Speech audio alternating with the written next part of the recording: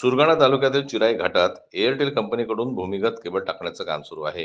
हे काम करताना रस्ता सुरक्षेकडे लक्ष दिले गेलेलं नाही. यासह सार्वजनिक बांधकाम विभागाची परवानगी न घेता रात्रीच्या वेळेत काम करत असून शासकीय मालमत्तेचं नुकसान होत आहे.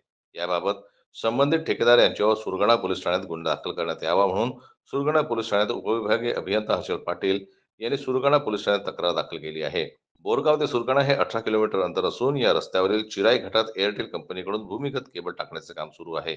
परंतु ठेकेदार गिरीश गेरा व जेसीबी मालक हेमंत भोये, प्रवीण मिटकर, विकास शिंदे, सागर पवार यांनी रस्त्याच्या सुरक्षेकडे लक्ष न देता मनमानील पद्धतीने चारी खोदली. त्यामुळे संबंधित कंत्राटदार व इतर व्यक्तींवर भारतीय दंड संहितेनुसार शासकीय मालमत्तेचं नुकसान केल्याबद्दल गुन्हा दाखल करण्यात यावा अशी मागणी सुरगाणा पोलीस ठाण्यात करण्यात आली आहे.